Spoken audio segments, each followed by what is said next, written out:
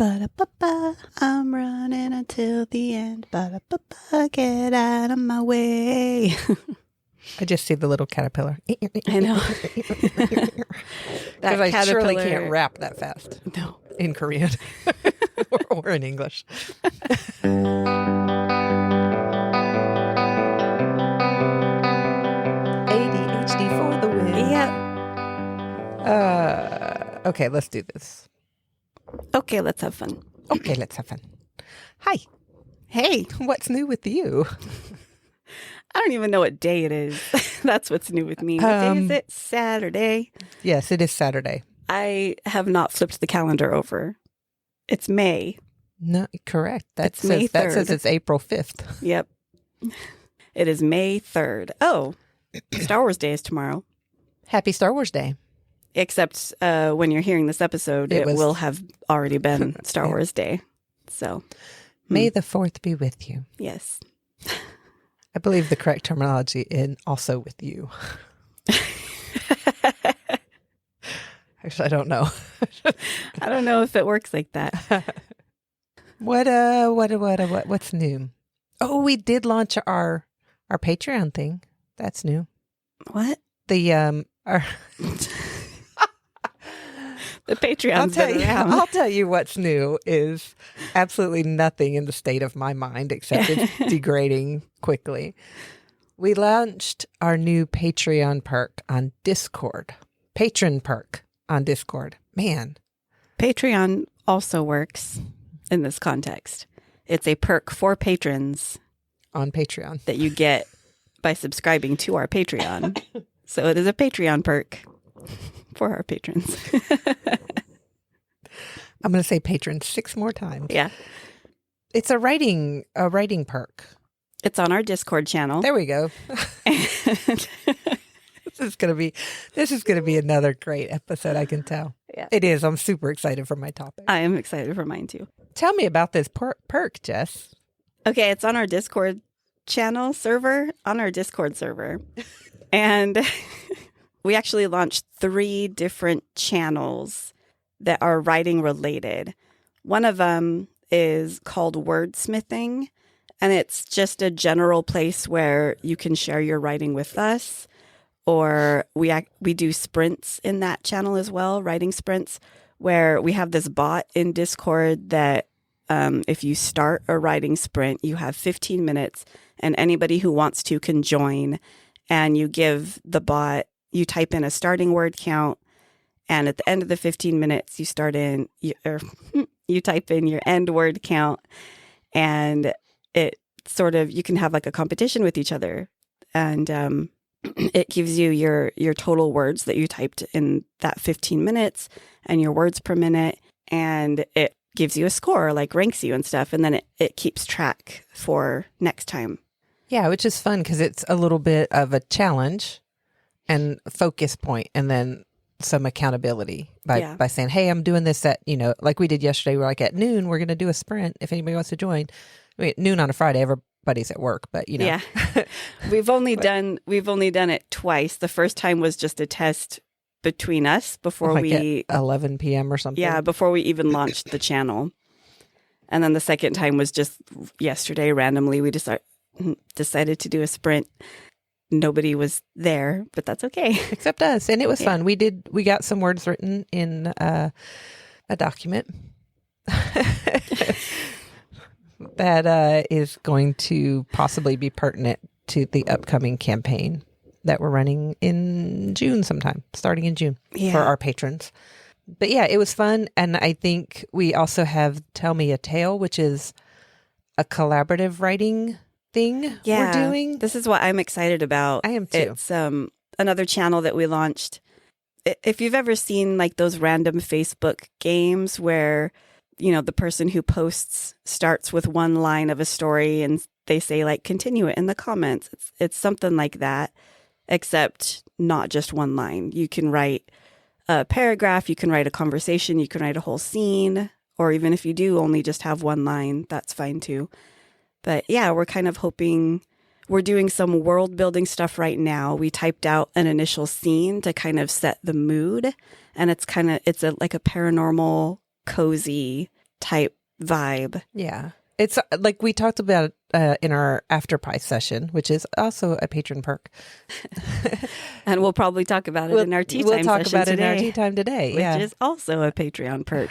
If you haven't quite figured it out, we have a lot of Patreon perks, and we want everybody to join in. Yeah. We're actually announcing another one today during tea time. Yeah. Do we want to tell them here? Because like this is Thursday. So we announced it like 5 days ago. We're time traveling. Let's finish talking about the Tell Me a Tale first before we ADHD switch topics and then have to circle back to this at some other point. What? I'm actually staying on track. Maybe trying. Are you feeling okay? I don't know. This is a whole level of competency that I'm not used to. Okay, so the Tell Me a Tale. Right now we've got characters named, like with the help of our patrons who chimed in. We've figured out that the location that they're in is in like a crystal rock shop / tea shop, like super cozy vibes, but it's in this bigger city that is more gloomy or whatever. So like we've established that this little rock shop was the shop owner's attempt at bringing some joy and some light to this gloomy city. And it's a city by the sea. And I think it's going to be Sedona. Inspired by Sedona, Arizona. Yeah. Seadona. So our two main characters are twins and they're ghost hunters. So we just barely dropped into the Discord like 5 minutes before we started recording this, saying like, okay, let's talk about ghost hunters. Is this like a hobby of theirs or is it an actual profession? If it is their profession, like how are ghost hunters seen by the rest of the world? Like, is it like a joke or is it like a serious thing? Yeah. Yeah. Are they in high demand? Are they well known? How did these shop owners contact these twins, the ghost hunters, to go investigate their shop? Like, how did they find out about them? So like, yeah, we're kind of prompting little world building things to think about. It's going to be fun. Like, I'm excited to see where the story goes and how it unfolds. So if you want to be a part of it, join our Patreon. You can join our Discord for free, but these channels will be locked to you unless you are a paid Patreon subscriber. You can go to patreon.com/jessandhids. And there is a public post, or not a public post. You need to follow us as a free member to see the post. And that gives you access to our open channels on our Discord server. Mm-hmm. And then once you become a paid member, we'll open up those other channels for you. My words like ended mid-sentence. Yeah, you'll gain access to the other channels. So we think it's going to be a lot of fun. It is something that we are kind of just moderating more than...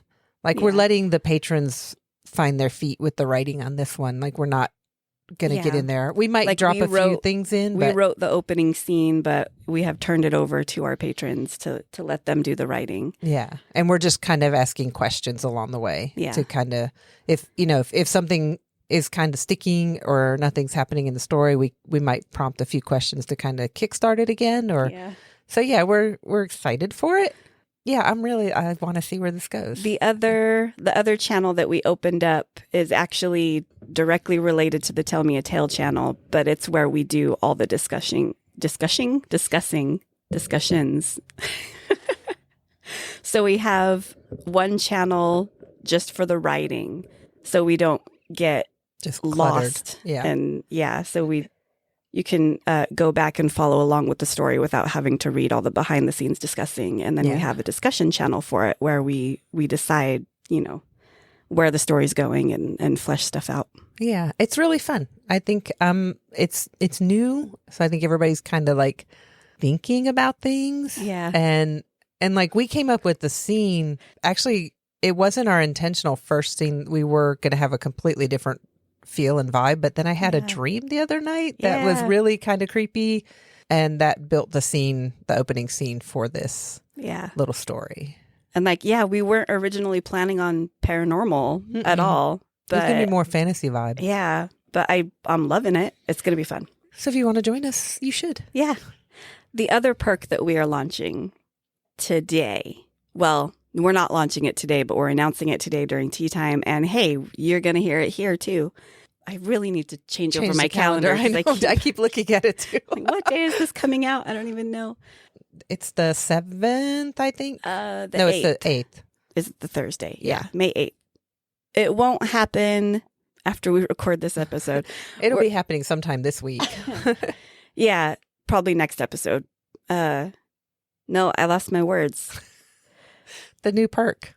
I know, but like the reason that I want to get patron feedback for how exactly we do it. But we're going to have sort of after we record our episodes, we're going to have an unedited, unscripted, unplanned discussion between us. Yeah, and it's going to be for patrons only, and we're going to talk about what we just talked about in the episode, but like if we have like other information that we decided not to mention or whatever, we're going to drop it in there. And we're going to release it before the episode drops. So our patrons will know that you looked surprised when I just said that. No, I just raised my eyebrow like it's going to be fun. Okay. Because I was like, I did what? Tell you that, right? No, I was like, ooh, that's going to be fun. Sorry. Okay. Sorry. Because sometimes I think I say things and no. Anyway. Sometimes you say them and I hear them and agree, and then they dance right out the other side of my brain, and I never see them again. And then you say it, and I'm like, "Wow, what a cool thing! What a great idea you just had." Talked about it. Oh man, yeah. But anyway, yes, our patrons will get to know like our topics beforehand and have a little bit of extra information about them before we release the actual episode. This episode that we're about to record will not have that. Because like I said, we don't actually know. I want feedback from the patrons to see if we could just do an audio recording where we just continue talking, or if we want to go live on our Patreon, on our YouTube, like we do with Tea Times. We don't know how we're going to do that yet. Anyway, let's talk about our topic. Let's roll. Let's roll the dice. Let's jump into it. Ba-da-ba-ba, I'm running to the end. Oh man. Hey. We're back on schedule. You're going first. I rolled a 15 and immediately knew that I would be going first. There's a reason I don't play with this die in game. It doesn't roll high. When I have played with, I've said it before. When I played with this in real life in an actual game, it did not roll this well. Okay, so I'm super excited to hear your topic because we've both been like really excited while we've been researching this week. Yes. And then I'm like extra excited because right before we started, I found 2 links that gave me a ton more information that I didn't have. So, but let's hear yours. What you got? I drew another recurring card. Oh my gosh. You keep getting the recurring ones. That's awesome. I got the Urban Legends recurring card. So I'm going to hand that back to you so you can put it back in the deck. Okay. Oh, wait, don't do that yet. I'll put it in after we draw today so it doesn't pop up again. I love Urban Legends so much. So much. So the first one that came to my mind, because I was a child that grew up in the 90s. Sleepovers were big in the 90s. Mm-hmm. Ghost stories were big in the 90s. I'm going to talk about Bloody Mary. Oh, I almost was like, are you going to say Slender Man? Oh, no. Okay. No. That one was actually after my childhood. So Bloody Mary was like full on my childhood, the time I was having sleepovers. Slender Man didn't come along until like the 2000s, right? Yeah, I think so. I found some really fun stuff. If you're listening to this, dim the lights, get cozy. We're going to talk about spooky stuff. Get to turn our lights off.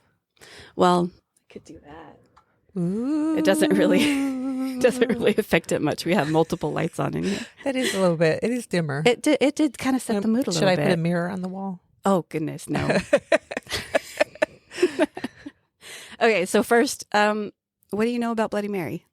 I know that you go in the bathroom, you turn off the lights, light a candle, I think, or is that optional? That might be optional. I've heard it both ways. And then you say Bloody Mary into the mirror 3 times and she appears behind you.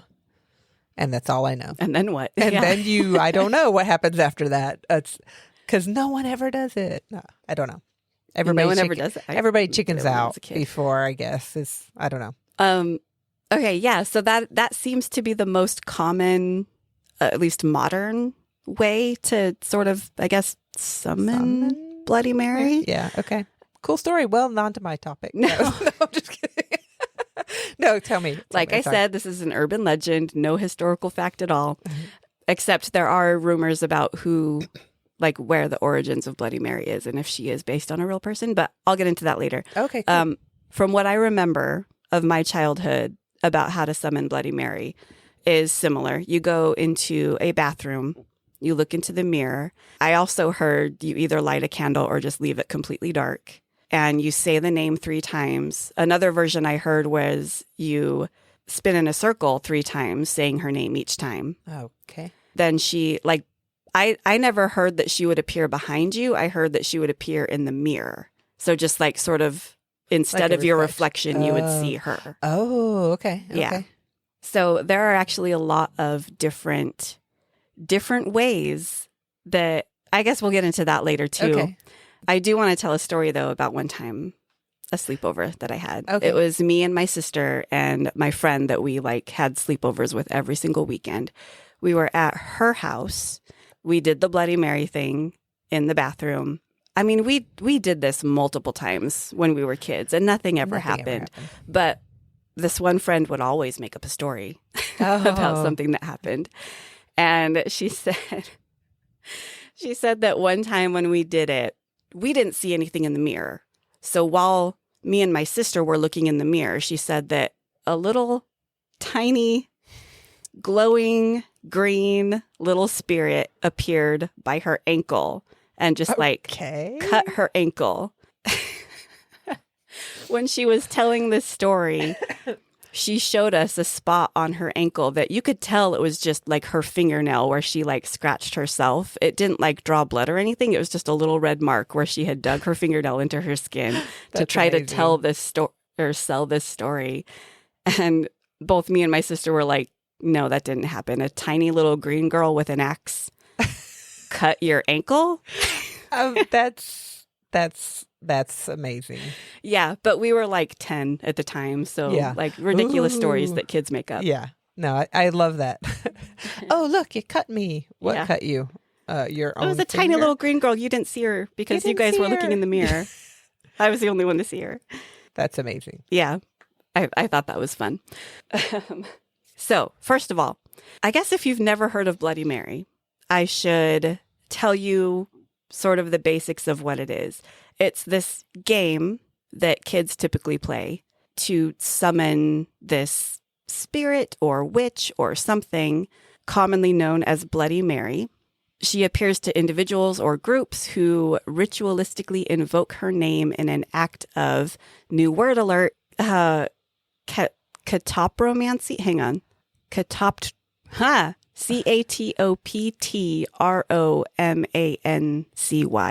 Catoptromancy. Catoptromancy. Okay. I don't. Catoptromancy is divination using a mirror.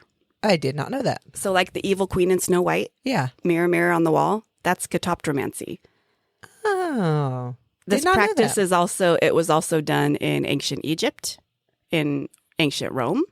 It was done in a lot of places. And I sort of did a little side tangent into that, but not for this Was podcast. It just the bougies that did this in the mirror? I think so, yeah. because they had mirrors. They had nice mirrors. Who was that French lady who traded a field of wheat for a mirror?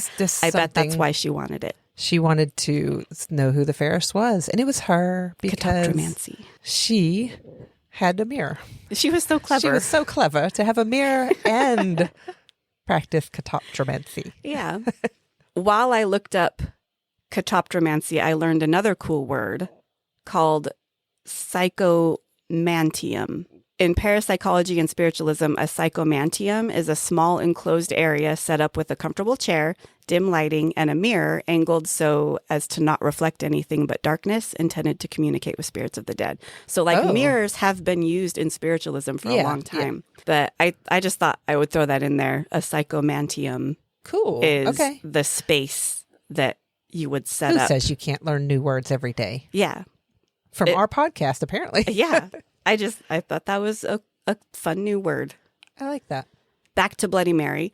The ritual wasn't always the way it is today. Historically, the divination was done when a young woman would walk up a flight of stairs backward, holding a candle and a hand mirror in a darkened house. So it was way more elaborate than it is now. Yeah. So you walk up that. a flight of stairs backwards, holding a candle in one hand, a mirror in the other hand, and you have to look into the mirror as you're walking up the stairs backwards. If you do this, you are supposed to be able to catch a view of your future husband's face. So it was used as a way to, it's a divination, seeing who your future husband is. It was this kind of like, oh, I'm going to do this kind of like a little, like the old MASH thing where you like fold the things. Oh, you're going to have 42 children and you're going to live in a mansion, but you're going to drive a beat up Volkswagen. Yes.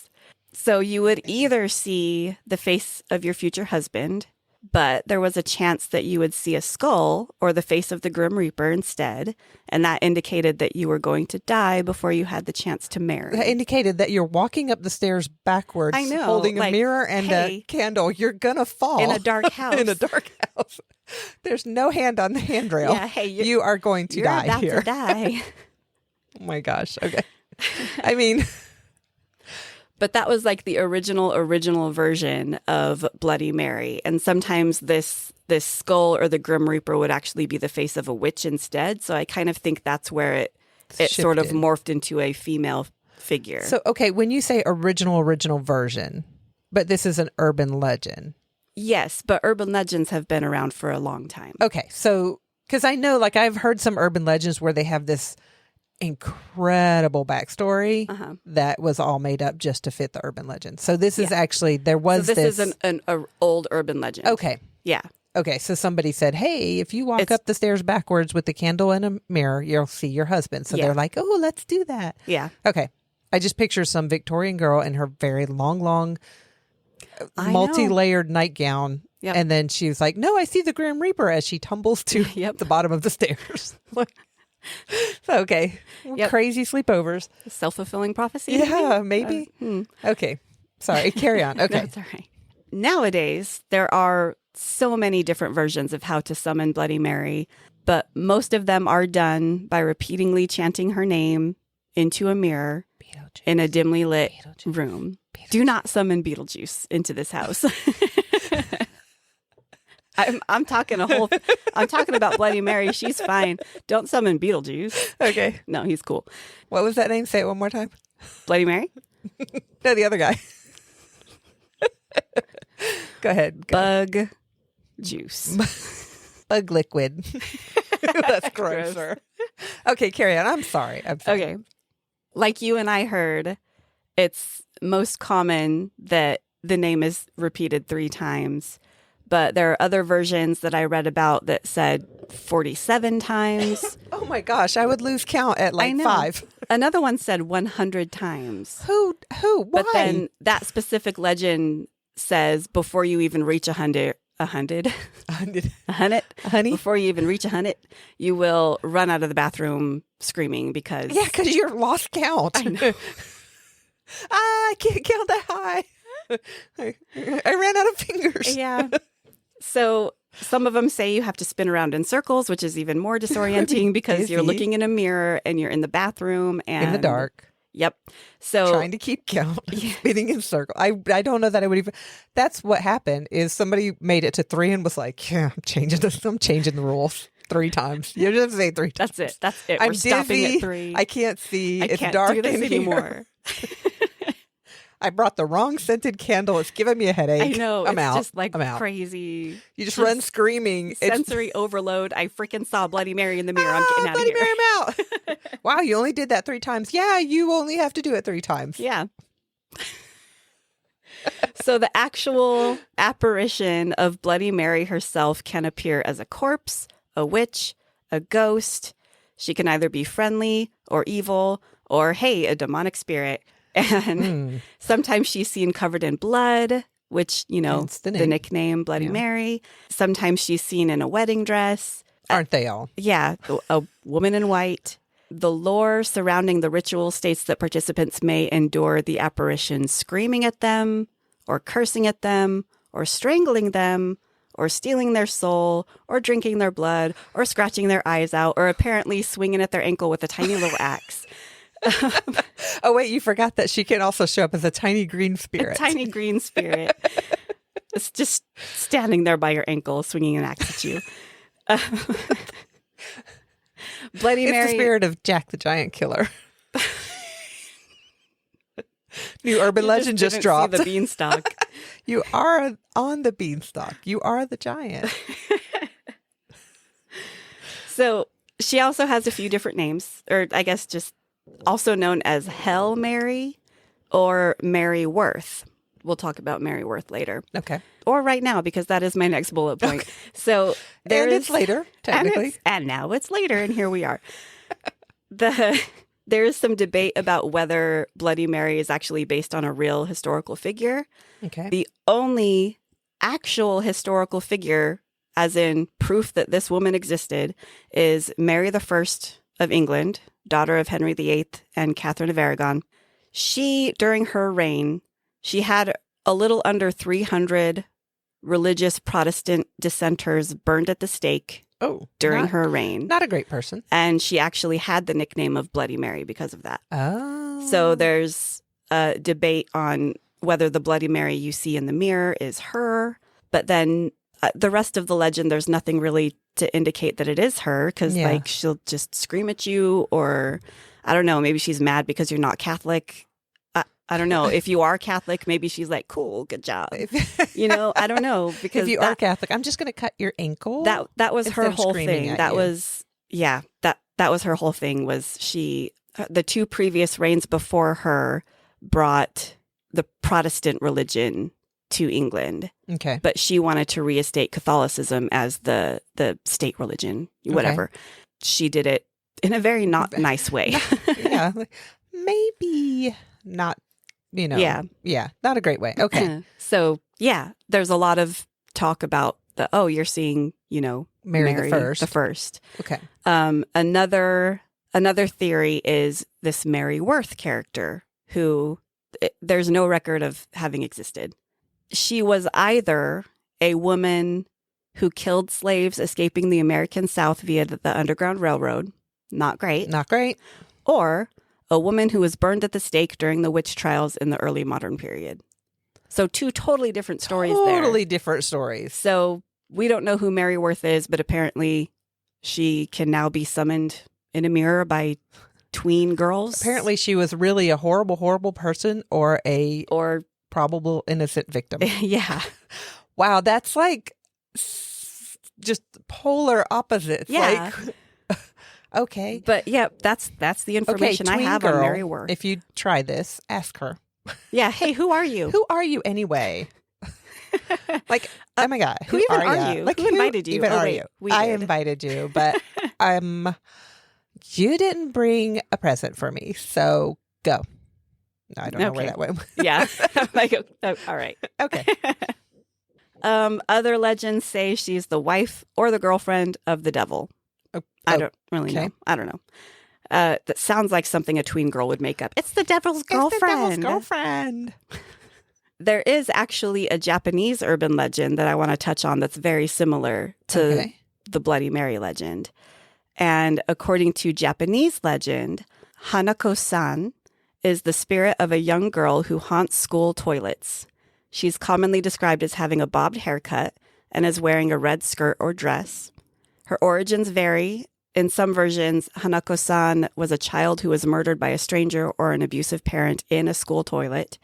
In other versions, she was a girl who committed suicide in a school toilet. In other versions, she was a child who lived during World War II, and during a game of hide and seek when she was hiding in a school toilet, she was killed by an air raid. Oh, goodness. Yeah. I kind of want to clarify that toilet just means the restroom. Yes. Yeah, because like we would say restroom, but I know like in I know in European and in a bathroom. Eastern cultures, it's a toilet. Yeah. It's the whole room, not just the Not Okay, just the I toilet. didn't really feel the need to clarify that because I think that's common knowledge. I think it is. I don't know. Like, I just was like, in my head, I immediately started like, oh, this poor girl. It's moaning But it's Myrtle in the toilet.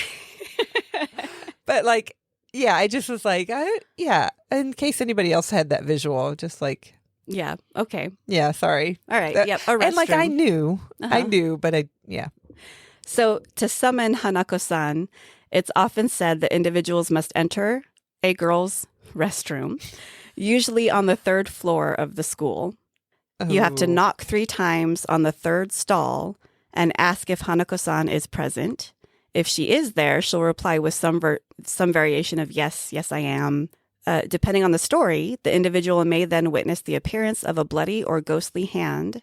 And the hand, or Hanako-san herself, may pull the individual into the actual toilet. Oh my gosh. Which may lead to hell. Oh, okay. Or the individual may be eaten. Oh. By, this cracks me up, by a 3-headed lizard who claims that the individual was invading Hanako's privacy. And I'm just like, can we all have a 3-headed guardian lizard who eats people who invade their privacy? Yes. That would be awesome. I would like that. Yeah. They can just sit right at the door. And when that Ring doorbell goes off, we're like, get him, get him. Yes, I'm here, but leave me alone. My lizard will see you out. I love that. Yes. So that is an interesting thing. So like there is a way to summon Hanako-san. Mm-hmm. But if you do, it won't go well for you. So just leave her alone. It sound like the poor girl, whatever iteration of this, did not have a great life. Yeah. So just and let so her now go. she's just like she's haunting this bathroom. And she's apparently all bathrooms on the 3rd floor. Yeah. So just leave her be. Yeah. Let her or she rest. will pull you down the toilet into hell. Or into her lizard's domain, and then the lizard will eat you. You'll be chomped by 3 different heads. Chomp, chomp, chomp.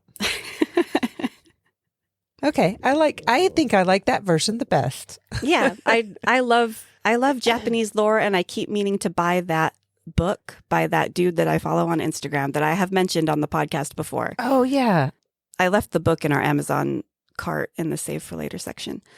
Okay, that's all the actual lore that I have, but I found a Reddit thread where people talk about their experiences with Bloody Mary. Okay, I love Reddit threads. Uh-huh. Because half the time you're like, oh, you're so full of crap. And then half the time you're like, that could be true. Yeah. But you never know. And like with Reddit. some of them are like so well written that you're like, wow, this needs to be like a book or a movie or whatever. Right?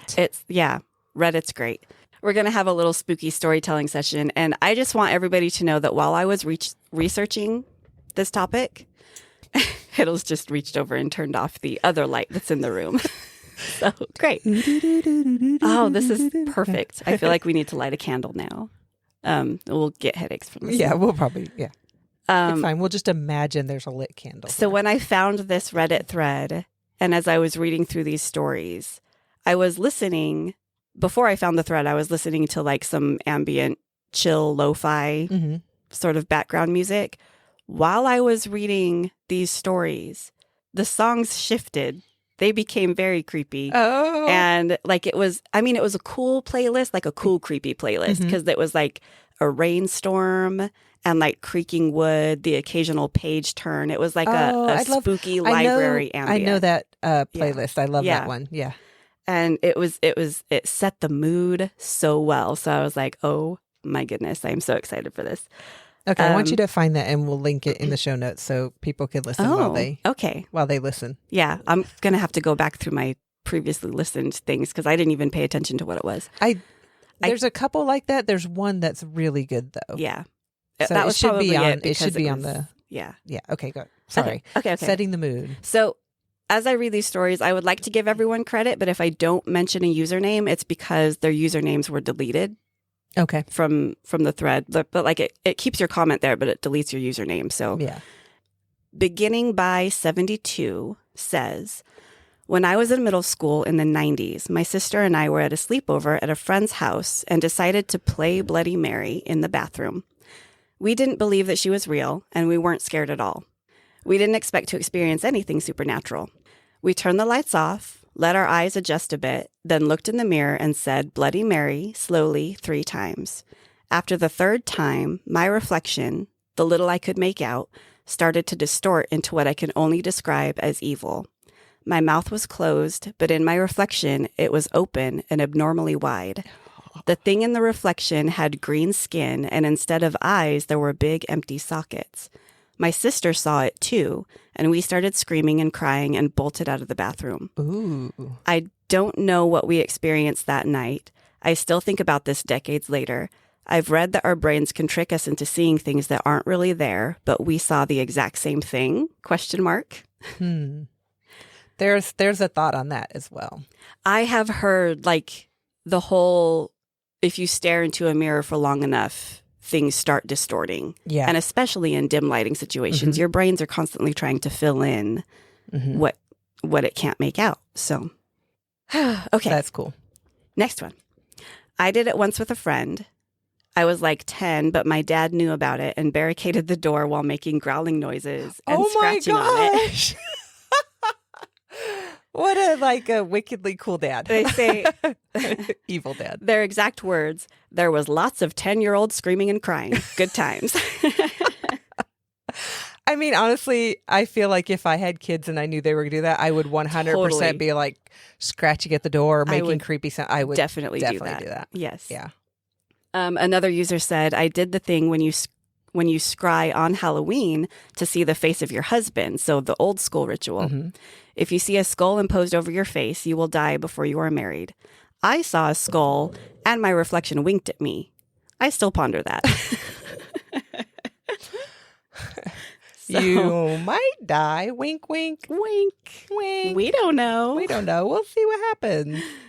And then from user Just Browsing FR, you guys remember how Bloody Mary went, right? We always used to play it as kids and maybe even as adults, but something weird happened when I played it a few years back.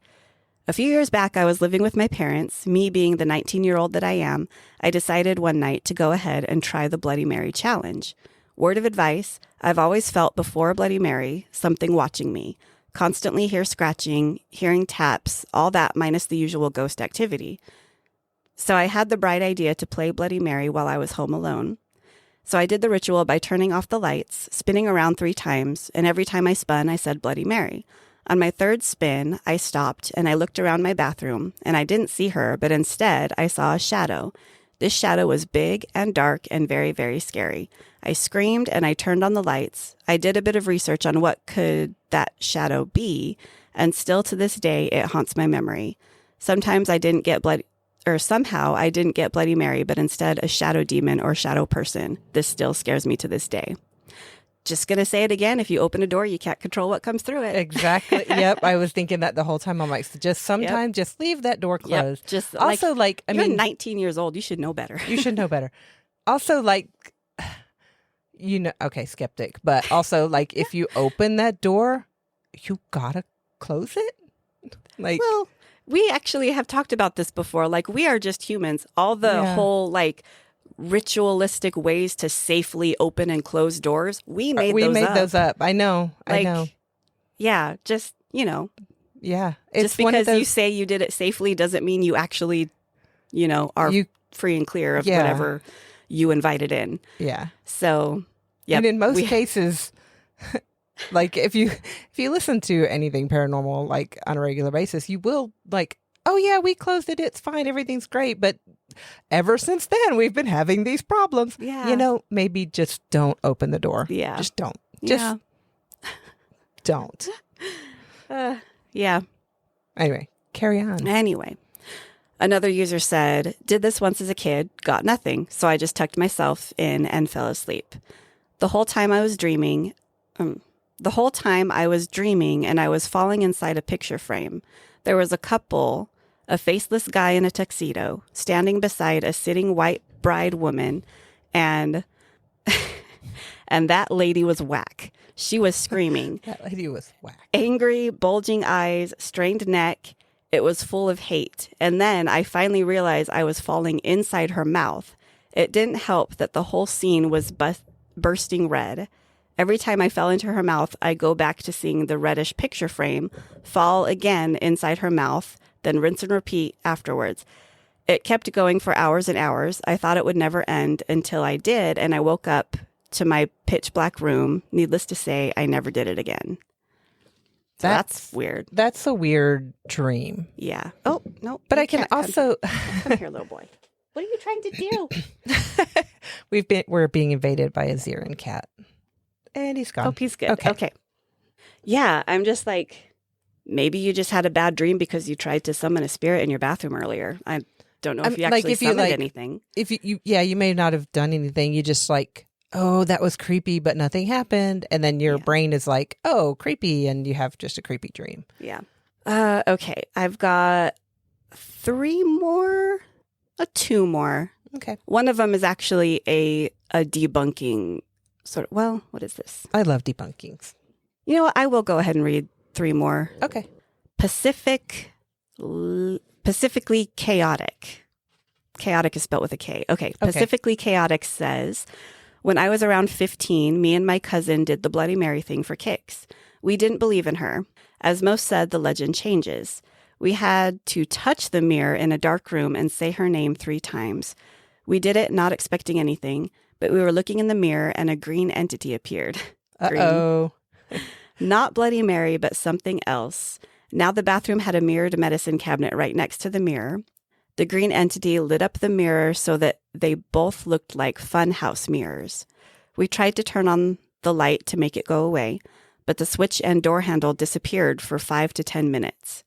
It freaked us out so much that my cousin won't even let her kids or nieces and nephews mention Bloody Mary in front of her. I know it wasn't Bloody Mary, but a dark, sinister entity. To this day, will not go into a dark bathroom. It now causes panic attacks. I believe that the legend isn't about summoning Mary, but dark forces. Some will experience the entity and others nothing. It wasn't the first time we tried that, but it was the last. Don't open the door. Don't open the door. Just don't open the door. Just don't I realized that I did this many times when I was a kid. But I don't know. I don't recall ever doing it, like when I would go have sleepovers or whatever. But also, like my sleepover, the friends I had, we tended to like, we'd all go in the bedroom and parents would go to bed and we would go out the window and like run around in the woods if we were at my house or run around downtown if we were at their house. And then, it'd be like 2, 3, 4 a.m. when we got back and we would just crash. Yeah. Like we didn't just like stay in the house and do like little scary things. Like, it just like, I don't know. I don't recall ever doing this or even like having those, let's sit around and tell each other scary stories. Like we were out in the woods. Yeah. Or something. Yeah. We just like, I don't know. I still like, I like hearing scary stories, but it's not like, it's purely entertainment. Yeah. If I feel things get too dark or too real, I will stop. Yeah. Yeah. Like I just tell me a scary story for entertainment value. I'll probably make something up and tell you a scary story. Mm-hmm. Like, yeah. And because like, I know there are things out there. Yes. That are very real for a lot of people. And there are scary stories for fun. And then there are legit things that you go, nope. Yeah. No, thank you. No, thank you. Not touching that. Not at all. Yeah. Okay. So, last scary story before I get into the debunk. Yeah. Okay, cool. So Yog says, I've done it once. What's probably what that's supposed to say? I've done it once as a joke because everybody talked about it. I was completely alone by that time. At first, I was mirror gazing a while. Then I said 3 times, Bloody Mary.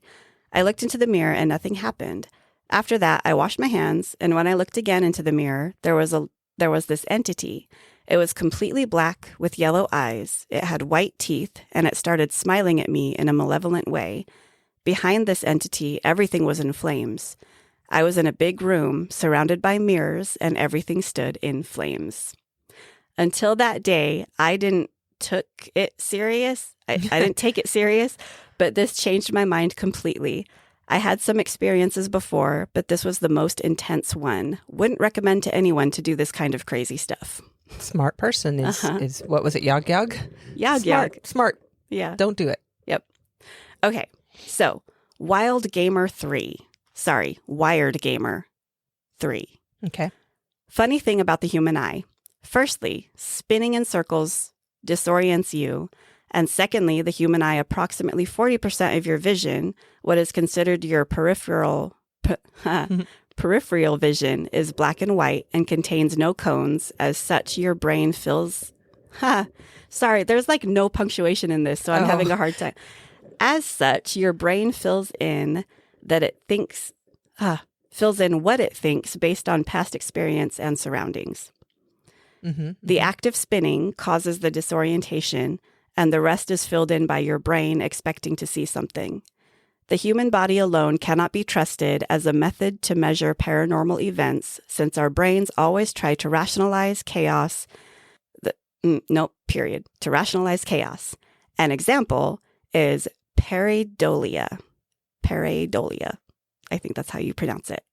I just had the weirdest sense of deja vu because I knew you were going to say that word that I swear I've never heard in my life before. Okay. Well, I have a definition for you. That is so weird. I mean, I was looking at you and I'm like, she's going to say this word. And you said it and I was like, okay, that was weird. Okay. Is there a mirror around? Am I spinning around? I'm not. Yeah. No, there's no mirrors in this room. Well, there's a mirror, but it's not in view. There. Yeah. Okay, that was just weird. Okay.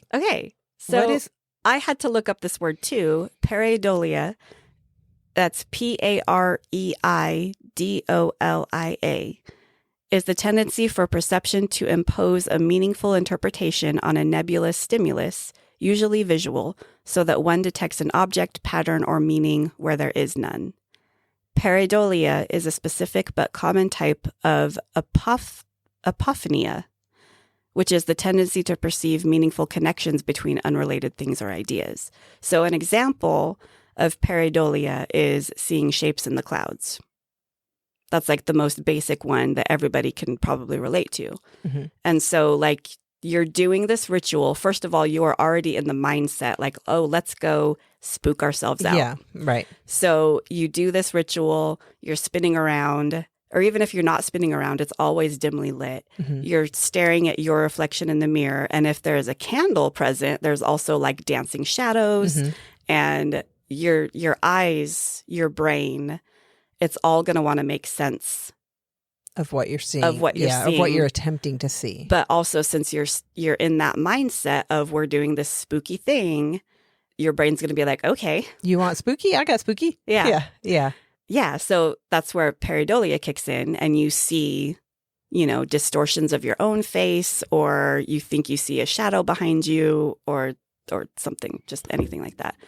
That's fascinating. I feel like I listened or read something where they did studies where they just had people look into mirrors and you just mentioned it briefly, like staring into a mirror over time, your own features shift and meld into something different. Yeah. And it's just because the way the mirror works. Because like when you see something, you're actually, doesn't your brain like flip it upside down? There's something about the way we actually see things and the way our brain processes. The way our eyes take it in, it's flipped, but our brains flip it back for us. Okay. I knew that there was a flipping process in there. So your brain's already seeing something, and then this mirror is doing things backward, just the reflections of a mirror. Yeah. So like your brain is trying to get this back into a normal frame of reference. Yeah. And over time, you just shift what your perception is because your brain is like, oh, I can't see clearly. Let me try to clear up what I'm seeing. Also, like, it's a thing that our brains crave stimuli. So if we're just staring at the same thing, eventually, after a long time, our brains are going to be like, I'm bored. Change it. I want to do something else. And so it'll shift your perception, which is kind of a cool thing. It is. Yeah. I've said it once, if I've said it 20 odd times in this podcast, our brains are fascinating. Yes. And what they come up with for us is just absolutely bonkers. Yeah. Absolutely. I love it.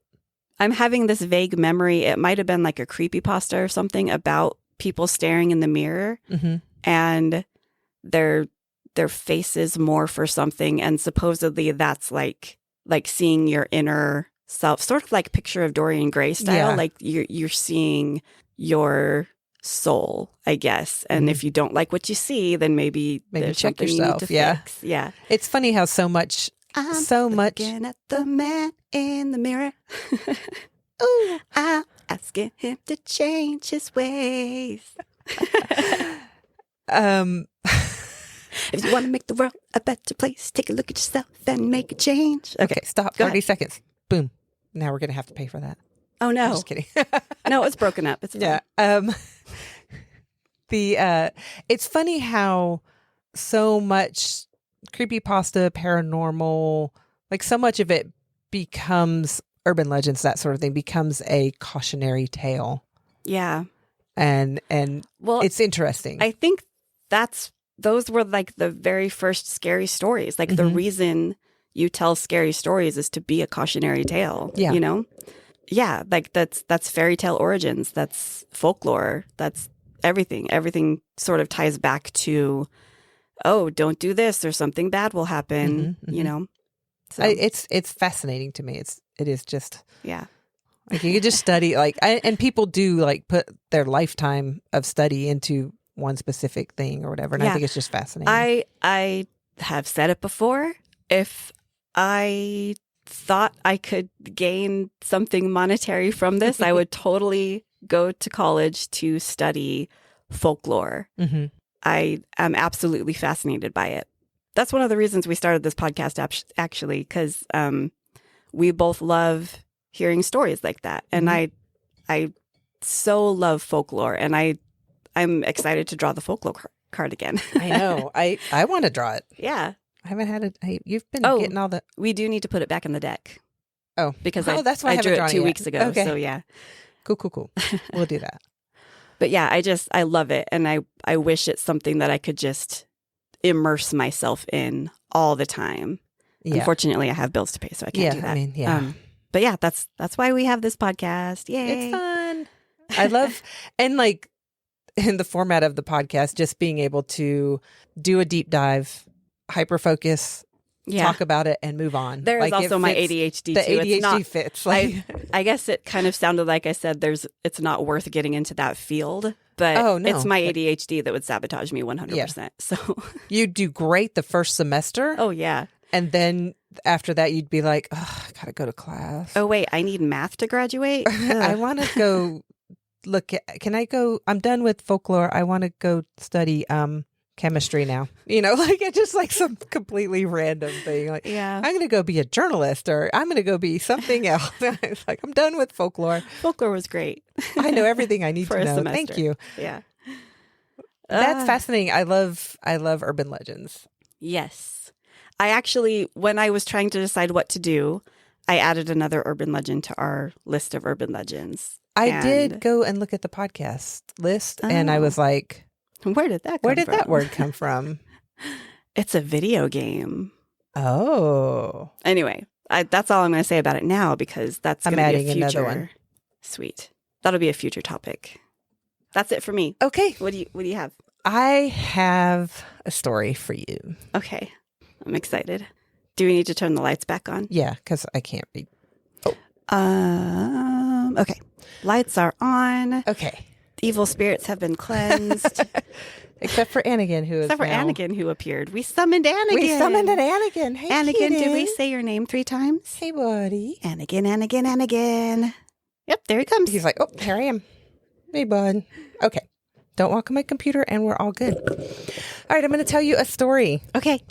We're going to do a little time travel. We're going to go back in time. Okay. Don't walk on my computer. Yeah, he's just going to glare at me. Yep. Hey, bud. What are we doing? Okay, let me tell a story now. On November 24th, 1971, Northwest Orient Airlines Flight 305 from Portland to Seattle was hijacked. I know what this is. Ransom was demanded, and once received, the hijacker told the pilot to fly to Mexico. En route, the hijacker left the plane via parachute, carrying a briefcase that held $200,000, which is around $1.5 million today. That's a lot. This man is known as D.B. Cooper, And this is the only unsolved hijacking case in the history of commercial aviation to date. I am so excited. I love this story. I love this story. And I was like, okay, I'm going to go here. I found the FBI. If you go to the FBI website, fbi.gov, you can find this information along with several other websites that I found more information and a video that gave me even more information. Sweet. So, which is, I listened to right before we started this, and I was like, adding notes. Because the FBI website is very condensed. Yeah. It's like one page. I mean, they have other pages where they have some photos, with the Freedom of Information Act, there were some things released, some documents released, but some of those even have stuff that's redacted. Interesting. Uh-huh. Officially, this case was closed by the FBI in 2016, according to their website. Okay. However, more information came to light. Oh, and they reopened in 2020. It is not officially reopened. Officially. But, okay, let's dive into this. You know the story. I think we've all kind of maybe heard this story over time because D.B. Cooper, just this man, hijacked a plane, jumped out, and whereabouts unknown. We all know it was Loki. I mean, yes. In my head, I see that scene from Loki where he's Tom Hiddleston. Tom Hiddleston winks and jumps out and the Bifrost opens and he's gone. And that is my answer to this. Case closed. We're done. Yep. Thank you. The end. See you next week. No. So yeah, D.B. Cooper, the only unsolved hijacking case in the history of commercial aviation. Okay. And I love it. Let's talk. Let's get into it. Okay. So the FBI describes Cooper as a white male, 6 foot 1 inches tall, 170 to 175 pounds, age mid-40s, olive complexion, brown eyes, black hair, conventional cut, parted on the left. And I'll have the mug shot is kind of one of those, you see it and you're like, oh, D.B. Cooper. Mm-hmm. Or actually, it's Dan Cooper. Yeah, I heard probably on a podcast that I listened to that DB is incorrect. DB is incorrect. A media outlet reported DB at the time. It was just one random thing and it stuck. And that's what it's been. But officially, it is Dan Cooper. The day before Thanksgiving, 1971, Cooper paid cash for a ticket on this flight, which is a 30-minute flight from Portland to Seattle. And he boarded. He was dressed nicely, as most people were at the time, because he didn't stick out by wearing a suit on this flight. Yeah. Everyone dressed. I'm sorry, the kitten is playing with your mic. It's adorable. Being cute. I've been taking pictures of him. But everyone dressed nicely. Flights were. It was an occasion. An occasion. Mm-hmm. Incidentally, I think it was $30 for the ticket for this flight, which is wonderful. From Portland to Seattle. So it's just a 30-minute commuter flight. But still, what did it cost us it cost us about $100 to fly from here to Phoenix or something, or $70. I don't know. You gotta stop playing with my keychain, bud. Anyway. No. So he boarded the flight, sat in an aisle seat at the back, 18C, lit a cigarette. Yeah. Okay. As one did in the 70s in enclosed airlines. Wow. Ordered a bourbon and soda. Bourbon and lemon lime soda. Okay. So then those seem like two contrasting flavors to me, but I don't know. I've never had bourbon. I've just had bourbon and cooking. The right kind of bourbon with a Sprite or something I think could taste okay. Yeah. I don't know.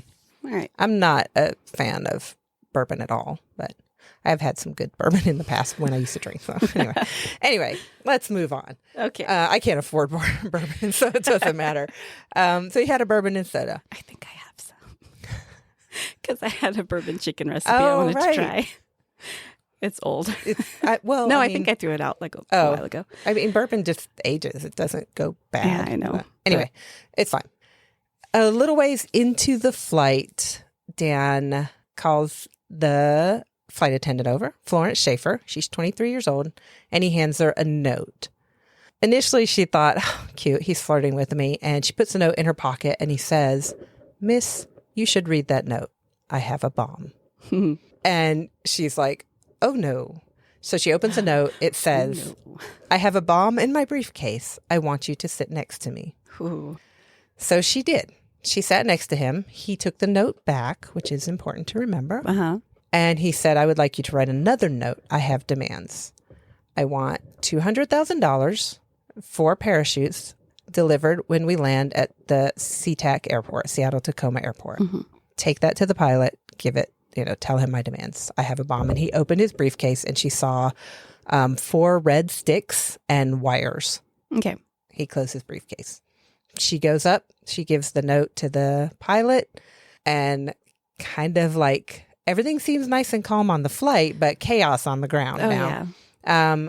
Police and airline are on the ground. They're like, get the money, get the parachutes. We'll and start like, who is this Dan Cooper guy? Right? Yeah. Who is this guy? Yeah. So they're like running searches on the ground, and they're trying to figure out who he is and what he want, what's the deal here. But they get everything ready for him. Meanwhile, pilot says, we have a minor mechanical issue. We're going to have to burn up a little bit of fuel before we land. Uh-huh. So we're circling the airport. No panic, no worries. Passengers on the flight had no idea that anything was even wrong. Yeah. Which is great. Well done to the pilot and the flight attendant crews, just keeping everything calm. Yeah. After about 3.5 hours of circling, this is a 30-minute flight. Mm-hmm. You're now in the air for an extra 3 hours. Yeah. But the 727, the Boeing 727 finally landed. Cooper, the agents brought his money into parachutes on. He said, passengers, go. This is the first time the passengers have realized, like, oh crap. We've been hijacked. Yeah.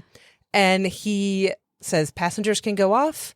All but 2 of he kept 4 of the crew members. He kept the pilot, the co-pilot, an engineer, and a flight attendant. And he says, everyone else can go. I have what I want. The plane refueled and took off. He says, we're going to Mexico. So he did notice, I did get more information. Like, this is just like the basics from the FBI website. Yeah. Just very cut and dried and condensed. Yeah. But Cooper did notice that the refueling seemed to be taking too long. And he was like, hey, pilot, let's go. Because he figured they're delaying it and slowing it down so that he can be caught. And he's like, nope, let's go. The pilot says, we're not going to make it to Mexico. He's like, fine, take off. We'll refuel in Reno or somewhere along the way. Yeah. So pilot's like, okay, we're gone. We're going to refuel in Reno. And Anna gets attacking my keychain. not long after the flight took off from Seattle, Cooper's like, everybody go into the cockpit. The other people went into the cockpit, and he went to the back of the plane. And these planes had just kind of like a rear stairs that just opened the door open and dropped down a few stairs. Uh-huh. Instead of like we're used to like the doors opening and you have the whole tunnel that you go to. They would just have a ladder. So you drop the stairs, a ladder rolls out onto the tarmac, and you get off that way. The cat is going nuts. Yeah. So he opens these stairs and takes 2 parachutes, his briefcase, rips off his tie and throws it into the plane and jumps into the night, into the Seattle night. That's such a mood. So dramatic. Like, I have my tie. Whoop. It was just a little clip-on tie. Oh, okay. And he just tossed it. Yeah, but, no, it is kind of like, ha-ha, down with the system, making me wear a tie. I don't know. Okay. So the FBI followed thousands of leads, had more than 800 suspects in the 5 years following the incident. So I'm going to give you some of the main clues that we have, and then I'm going to go over a few of the suspects. Okay. So here are the clues. They found 66 fingerprints. Okay. Which is odd because that was in the video I watched, which was, I want to go find the name of this. It's Watcher put this out. Also, I have heard of that. I like them because they say no part of this video knowingly uses AI-generated content or images. Yay. Though many industry standard editing and post-production programs have incorporated AI into their main workflows, Watcher is committed to paying our wonderful artists and minimizing the impact these tools have on our final content. So everyone please go subscribe to the Watcher channel on YouTube and support them in their support of paying people to Paying do artists. work. Yay. Thank you, Watcher. So they have this series called Mystery Files. And I actually think it's I've the seen guys some of from these. BuzzFeed Unsolved that used to be. Okay, so yeah. Which I only saw a few of those, but I was like, oh, these names are familiar. And they actually do mention BuzzFeed Unsolved in it. Yes, go subscribe to Watcher on YouTube. Yes. I'm not going to do it right now. It's okay. I just did. Okay. So they had a lot of extra information that they've scrubbed from places, the FBI. Like they actually went through. If you go to the FBI website, they have a condensed version, but then there's a link to all the scanned in files, notes from this case, the ones that they've released. And so Watcher actually went into that.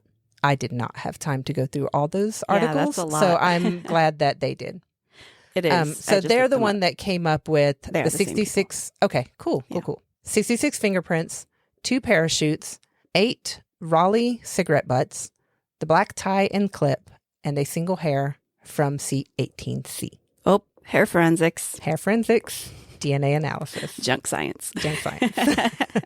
But also this is the 70s, so they were just like, oh, here's a hair. Here's a hair. So they probably were doing hair forensics at that point. Yeah.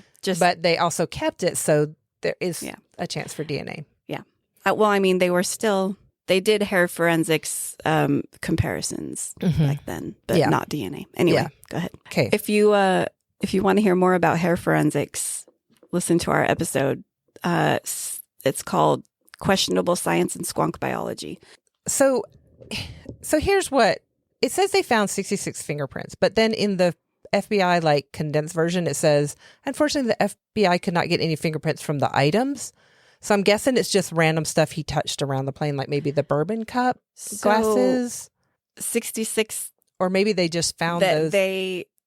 What about all the other passengers? I know there were 36. Attendants? So passengers. Did they just fingerprint everything and isolate everybody else? And so there were 66 of this one fingerprint that they couldn't match with another person on the manifest, or? I'm going to go with that. Okay. Because he would have touched. He would have touched things. He wasn't wearing gloves. He wasn't wearing gloves. Yeah. So he had the bourbon and lime soda and, cigarette butts. So he had his cigarette butts. He had his tie. Yeah. And the door, just walking around in general. If So it didn't go into details were these unidentified fingerprints or just random ones that they found in the areas where he was. So the initial thought, according to the FBI website, was that he was a battle-scarred skydiver, perhaps a paratrooper. Mm-hmm. But then as they kind of went over things, they were like, probably not. Because they said, FBI Special Agent Larry Carr said in 2007, no experienced parachutist would have jumped in the pitch black night in the rain with a 200 mile an hour wind in his face, wearing loafers and a trench coat. Yeah. But also ideally no. But if you're well, the plane didn't refuel and now they're going to be waiting for me in Reno, I'm going to take my chances. Yeah. Maybe you did. Yeah. It's kind of up in the air. But they also said, well, maybe did he act alone? And they said if he had worked with an accomplice, he would have had requested a much more specific flight path and would have had a plan placed to jump out, not just in the forest with poor visibility. Yeah. But again, maybe he did. Maybe that was the plan, to jump out in the forest. Maybe that was the plan all along. Yeah. One of the other things that was found later in 1980, 8-year-old Brian Ingram was digging in the sand on the banks of the Columbia River in Washington, and he found a packet of $20 bills buried in the sand. They were rotted and decomposed, but when his parents contacted police, they traced the serial numbers, and this was money from the $200,000 given to Dan Cooper as his ransom demands. Interesting. So this is the only other material evidence that was found. Ingram was 6 years later, after the FBI had done all their analysis of this money, they gave him $2,760 worth of these $20 bills. And I have a picture of them. They're well rotted and they're not even usable for. Well, actually, something I did learn. If you have both serial numbers, it is still legal tender. Oh. So even if you're torn up, because I had a dog eat $200 one time and we found it shredded all over the place, all over the house. And we were able to piece it together. Oh, man. And we had 2 serial numbers, even though like the middle portion of the bill was gone, the matching serial numbers, and we were able to get our money back from the bank. Wow. Which was pretty impressive. I was like, that is the thing I learned. I was like, that is so cool. In 2008, Bill Ingram sold 15 of the fragmented $20 bills at auction for $37,433.38. Holy crap. So that's a nice little pack of change. I mean, he got barely $3,000 of it original. Yeah. But he sold them in auction, made a nice little buck. In the wake of the hijacking, the Federal Aviation Administration ordered that Cooper vanes be installed on all Boeing 727 aircraft. Oh. They're named after Dan Cooper. They are a small latch that's fitted to the outside of all planes with rear stairs. The latch prevents anyone from opening the door mid-flight. Oh. I thought the air pressure prevented anyone from opening. But I guess it was like a smaller... It was a smaller plane. So lower elevation. Okay. Yeah. I don't know. I didn't like deep dive into like, do they still use those? I don't know if the Boeing 727 is still in that form, like still in production. I don't know. Okay. So from the Watcher video, Mystery Files, we have 3 theories. I'm going to go over them really quick. Okay. Nope, 4. I'm sorry. We need to watch BuzzFeed Unsolved. I know. I've watched some here and there, but I'm like, we need to go and dive. And now I want to watch the Mystery Files from The Watcher. Okay. Theory 1. Dan Cooper jumped out of the plane, died. The end. 2016, FBI closed the case. He died. The end. Don't worry about it. Theory 2. I don't like that theory. That was, I'm like, honestly, probably, but who knows? Nope. Okay. Theory 2. Dan jumped from the plane, survived, lived a quiet life after that. The FBI received hundreds of letters claiming to be from Cooper or someone that knew him. There were a handful of letters that were sent within the first weeks after the jump or after the hijacking. 5 days after, the Reno Evening Gazette got a letter that was made from letters cut out of other magazines stuff. It says, "Attention. Thanks for the hospitality, was in a rut." Another letter that was received, and these are still like in FBI files. "Composite drawing on page 3 does not represent the truth. Am leaving Vancouver. Thanks for the hospitality." Huh. Another... Interesting that they both say thanks for the hospitality.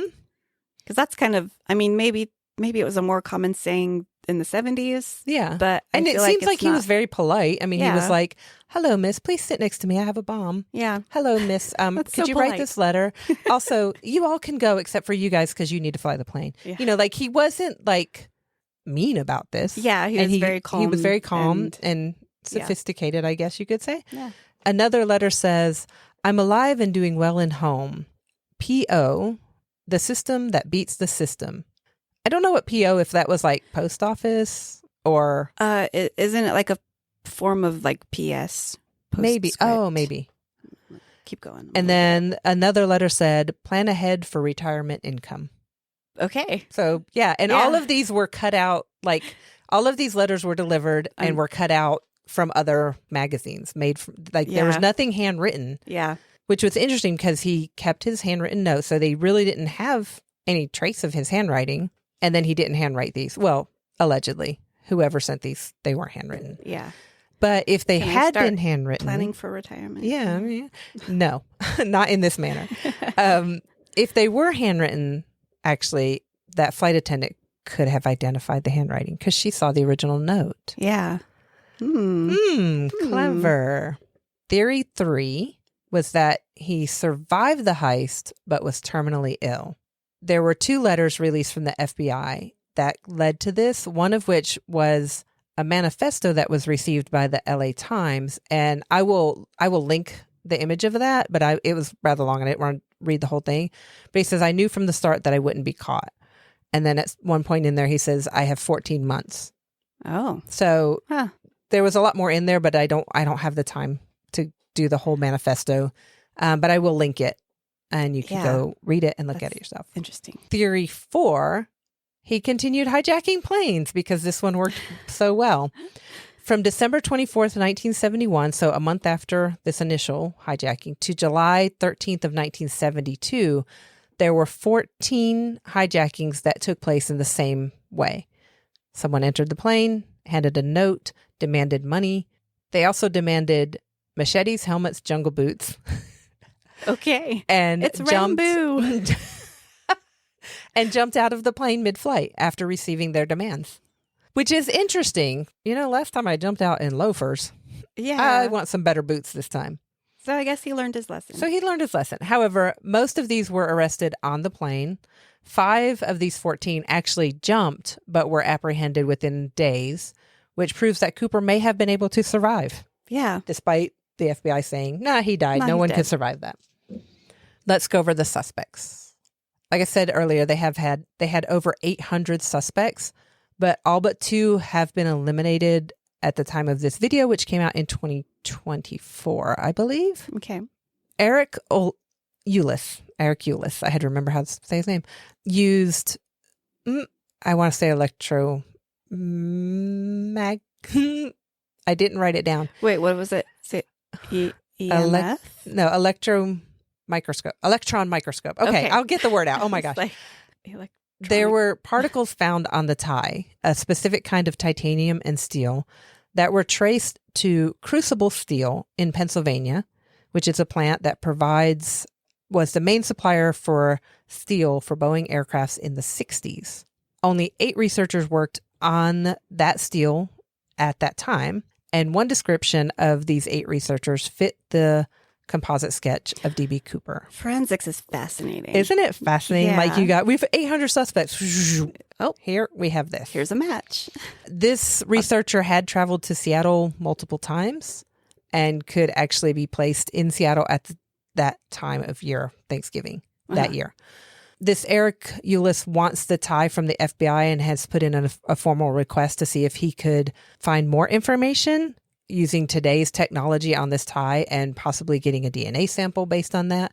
This researcher, I have 2 names. I have a Sheridan Peterson and a Vince Peterson. I didn't have the time to dig in to see if they were the same person.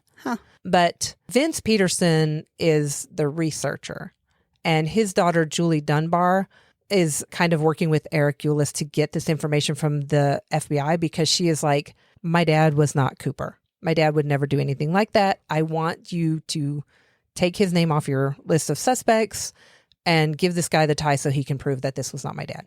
Yeah.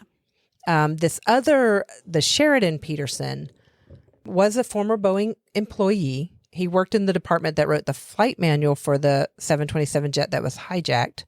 So that indicates a familiarity with how it works, how the backstairs would I know that you can open these a certain way and jump out from them. He was also an accomplished skydiver who worked in Montana as a smoke jumper. He also worked at the Issaquah Skydive Center in the early 1960s, which was the place that would provide parachutes to the FBI to give to Cooper.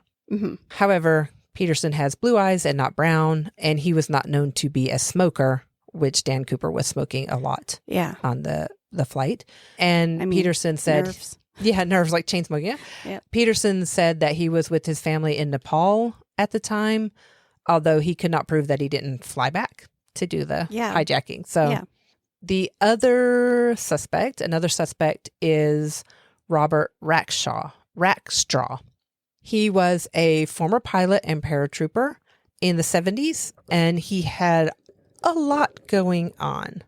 I got one paragraph from the FBI website, but the Watcher video gave me a lot more information on why he was actually a suspect. So he was charged in the 70s, grand theft, $75,000 worth of bad checks, possible murder of his stepfather. Oh. And these were all things that he was picked up for in the 70s.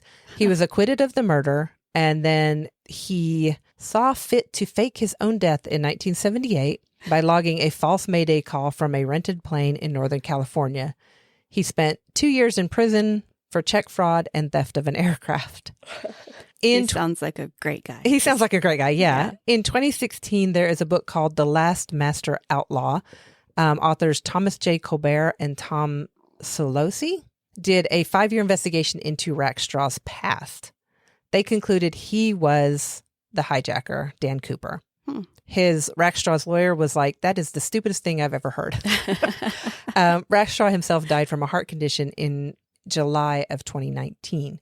So some of the stuff that I found interesting is in the research for this book, they said they found codes in the letters that were sent. And they were convinced that one of the codes says, I'm Lieutenant Robert W. Rackstraw. Oh, wow. So I didn't. They do the whole I am Lord Voldemort rearrange the letters. They rearrange the letters? I actually might be interested in reading this book and seeing what they did. They said they also found codes that pointed to Rackstraw's units in the military. Interesting. He was in the 1st Cavalry Mobile Division in Vietnam. He served 8 years. He was a helicopter pilot known to be a rule-breaking con man. Huh. He was taught parachuting skills in different conditions. He knew how to do low drop parachute jumps, which were like, a lot of parachute jumps take place several thousand feet, but military jumps are often done very lower so they can slide in under radar and drop down. So he knew how to do that. Exactly. And he had helicopter flight skills. So he was a very skilled person. Yeah. He was kicked out of the military not very long before the hijacking. And forensics did 9 points of match between his mugshot and the Cooper composite sketch. Do we know where he served in the military? He was in Vietnam. Okay. Where is that in relation to the Philippines? I don't know my geography. I want to say it's in the same general. I'm bad at geography too. I may have cracked the case. Uh-oh. Just going to slide in here and say that I looked up what PO could possibly mean. And if you're not using it as an abbreviation, it is in the Filipino language, po is a form of respect or honorific, often used in text or at the end of letters if you're speaking to someone that you see as a higher class or an authority. So Vietnam and the Philippines are near each other. Interesting. So you think it was Rackstraw? Mm-hmm. I'm leaning that way. Okay. Rackstraw or Loki? In 2015, sorry, let me rewind. 9 points of match between his mugshot and the Cooper's composite sketch. Okay. In 2015, Mitchell, who was one of the crew members, might have been the pilot, I can't remember. He saw 6 pictures and he pointed at Rackstraw. Mitchell is the one who gave the FBI the detail for the composite sketch. Oh. And he said, that's him, pointed at Rackstraw. The LA Times asked Rackstraw if he understood why he was being considered, and he said, oh yeah, if I was an investigator, I wouldn't discount myself or a person like myself. Okay. And then he said, when they asked if he were Cooper, he said, there's no denial whatsoever, my dear. So either he was playing the long con or he was Cooper. Yeah. With a past like him saying something like that, it could have been a lie. I mean, like, oh, sure, I'm Cooper. He was known to be a con man, right? Yeah. Yeah, I'll take credit for that one. Yeah. That was cool. Yeah, I did that. And our last suspect that I have on my list. Okay. On April 7th, 1972, a man traveling under a fake name boarded a Newark to Los Angeles flight. Shortly after takeoff, he handed a note to one of the flight attendants. The note demanded $500,000 and 4 parachutes. If these were not furnished, the man, a seasoned skydiver and helicopter pilot, would bomb the plane. The 727 landed and refueled. The hijacker exchanged passengers for cash and parachutes, and en route to the next destination, he jumped from the rear stairs to freedom. Does this sound familiar? That's exactly what Cooper did. This occurred less than 5 months after the Cooper incident, leading many to suspect that it was the same guy. Huh. The perpetrator of this crime, Richard McCoy Jr., was captured and convicted of air piracy and received a 45-year prison sentence. Okay. August 10th of 1974, he and some fellow inmates hijacked a garbage truck and escaped their Pennsylvania penitentiary. When the FBI tracked him down in Virginia 3 months later, a shootout left him dead. Oh, so we can't prove it. We can't prove that. So he was either Cooper or a copycat. Exactly. Ugh, that's frustrating that, like, I'm assuming no new evidence about that particular McCoy's connection. children, Oh, Shantae and Richard III, known as Rick, wow. have long believed... Shantae and Richard III. I know. I'm bougie, but I'm going to steal some money. They have long believed that their father might have been behind the 1971 hijacking. Mm-hmm. They finally opened up about their suspicions in 2023 after being contacted by the amateur investigator Dan Grider. According to Grider, they presented the FBI with a parachute and harness that had been stashed in a storage shed on their family's North Carolina property. Huh. Rick claimed that he had been in frequent contact with the FBI, but he waited until his mother's death in 2020 before, really coming forward with what he said was evidence. Okay. His mom told him and his sister that their dad was Cooper and that she had helped him plan both heists. Oh. And that she had driven him to the airport both times. Oh. Okay, so at first I thought the reason the kid didn't come forward until the mom dies was so the mom didn't know about it. Mm-hmm. But now I'm like, oh, it's because he didn't want the mom to He didn't want the mom to go arrested. to be arrested, deal with the court trials and possibly conviction or acquittal. But basically we're just going to let mom live out in peace. Yeah. And then we'll talk about it. All right. So originally Rick was Richard McCoy Jr., their dad, was originally given an alibi that he was with his family on Thanksgiving Day in 1971. Rick says his dad was not there. Oh. He was actually in a day's drive of where Cooper jumped. Huh. He remembers that after that time period, after that Thanksgiving, his dad was flush with cash. And he said he believed that he laundered the money in Vegas on his way home. Wow. Which the Watcher video brings this out. They knew all the serial numbers of the money. Yeah. And they had circulated this list of serial numbers to banks, stores, casinos. Yeah. All the big places to watch out for this money. Yeah. So if he had laundered it, it would have been found. Yeah. So but also maybe? I mean, money can slip past without being... You're in a casino. Are you going to check every single $20 bill that comes your way? Yeah. And in the 70s, we don't really know the business practices of all the people that ran the casinos. Exactly. It kind of seems like they gave themselves some wiggle room to just sort of, because we haven't found anything. That if they had reported receiving bills with these serial numbers on it, that they would get confiscated with no compensation. Yes. So, and also there might have been other sketchy serial numbers being passed through casinos that they just didn't want to talk about. They just ignored. Let's not draw attention to our casino. Yeah. Right. So they might be like, nope, haven't seen that. Yep. So, that depends a lot on honesty of the people getting the money. Right. Yeah. So then Rick presented a parachute that says this is the rig, because the 4 parachutes were marked. One of them was a dummy chute that was sewn shut. And when Cooper jumped, he took one good parachute and that dummy parachute. That one. Yeah. So the thought was, if he was not a professional parachutist, he would not have known that one was sewn shut. Uh-huh. If he was, he may have taken it just as I saw what you did there. I got the real one and I'm taking yours too, Yeah. So there's a lot of different and he would have had the know-how to not even need the spare. Yeah. So let me just take it because it wouldn't matter. I see what you did here. Yeah. Haha. Yeah. I'm going to make you think I don't know what I'm doing and take this. Yeah. And yeah. So there's kind of, but it is this Dan Grider, this amateur investigator. He's that rig is 1 in a billion. They were all marked. Yeah. If this matches. However, the FBI has not confirmed or denied that the parachute received this is in 2023? Yeah. Yeah.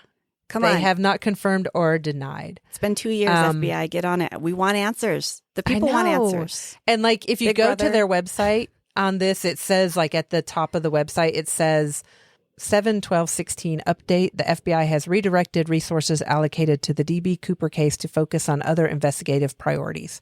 So case closed. We're not doing any more on this. But that's not to say that, that just means that their attention is not on this and Yeah. the resources. So, but if somebody's like, Which I understand. yeah, I mean, it's 50 years, Yeah. plus 50 plus years. So anyway, in 2020, Rich McCoy's junior son, did give FBI just too many letters. He did provide his DNA to the FBI. The FBI took his DNA and said, we'll prioritize this. So McCoy has not been officially eliminated or confirmed he's still on their suspect list, but no confirmation has come forward. And that's where we stand right now. Okay. These kids believe their dad was Dan Cooper. The FBI has not confirmed nor denied. It is still an unsolved mystery. Oh, man. And absolutely fascinating to me. Yeah. Like, I want to know. Yeah. But we probably will never know. I kind of love leaving it unsolved. Like, I want to know, but like, if I found out, I would only tell you, and I would be like, let everybody else just enjoy the unsolved mystery of this. Like, yeah. Because it is like one of those fascinating things that there were so many podcast and YouTube episodes about this case because it's just fascinating. It is. I've always been fascinated by the story. Same. Like, ever since I first heard it, I was like, what? That's so cool. Not saying that crime is cool. No, crime is definitely not cool. Don't do crimes. It's only cool if you don't get caught. Don't do crimes. No one got hurt. Yeah. And, who knows what happened after he jumped out of that plane. Yeah. The Bifrost opened. The Bifrost opened and it was Loki. And he didn't do it for the money. He did obviously. it. I mean, he's a trickster. It was a dare. Yeah. You know what would be cool? Thor. Do you think I could do it? I could carry it off. I could not get caught. I could do it. I could do it. I could do it. I'm going to do it. And he did. And here we are today, still talking about it.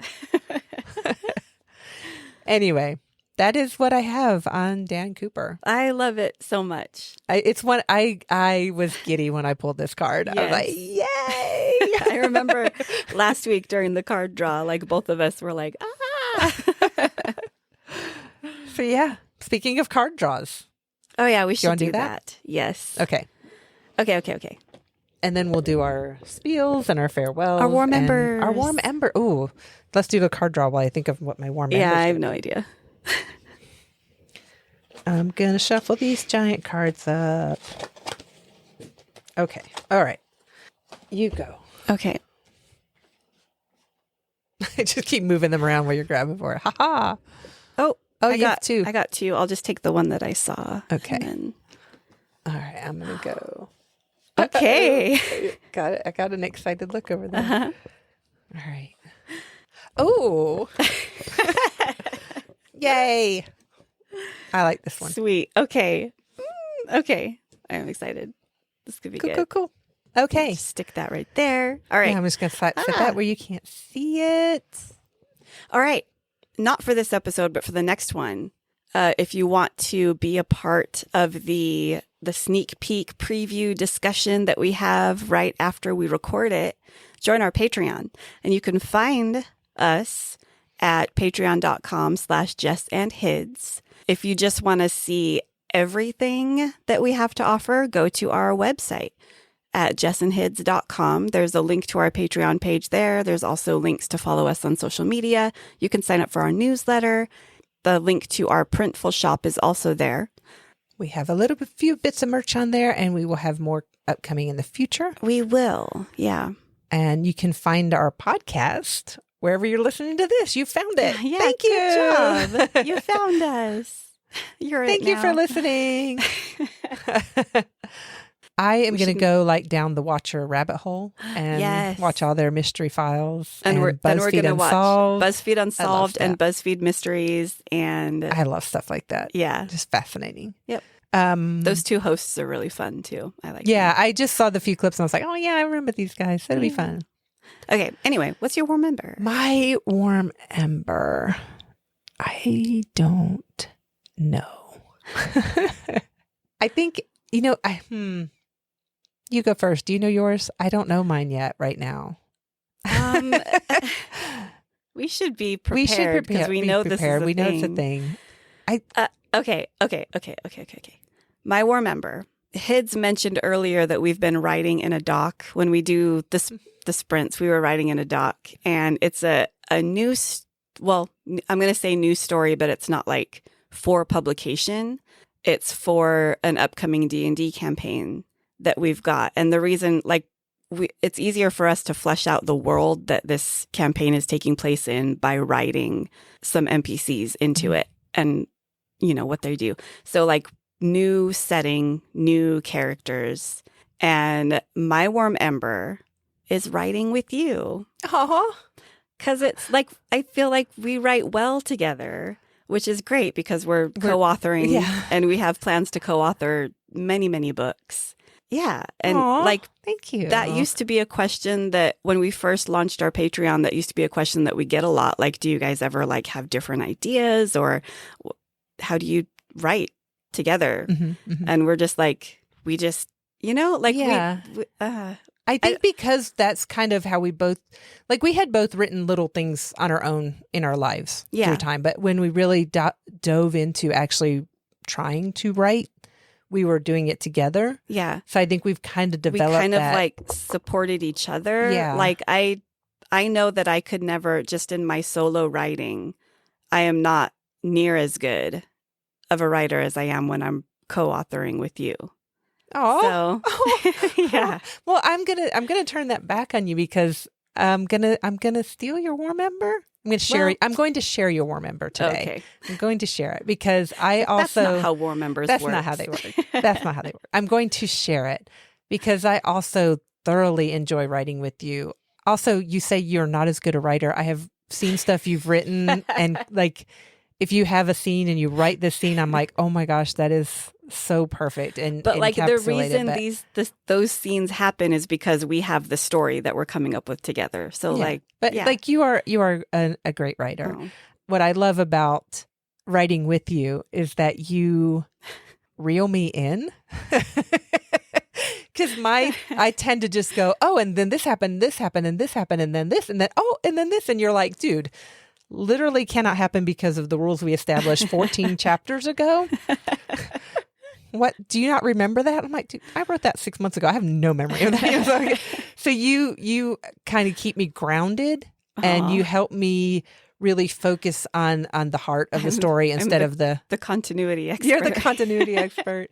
But you keep me grounded and keep me focused on the story we want to tell instead of the tangents that could happen. Aw. So thank you. I do. Aw.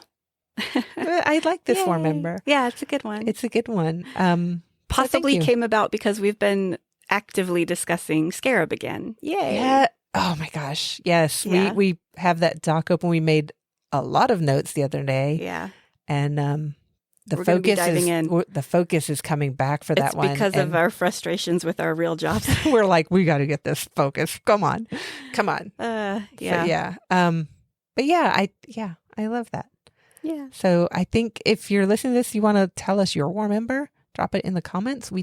I don't see them on all the podcast places. I do see the Spotify comments. The thing that we will for sure see is on the day this releases, we will have a social media post up announcing that we've released it. Comment on that with your war member. 100%. I love reading.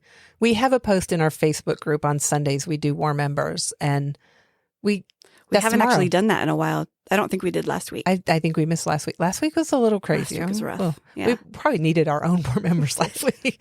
But we dropped that on Sunday. We do a war members post, and we share a war member, and we encourage our group members to, and they do. Yeah. And I love that. I love that little bit of positivity coming from our group and sharing with each other. Hope punk.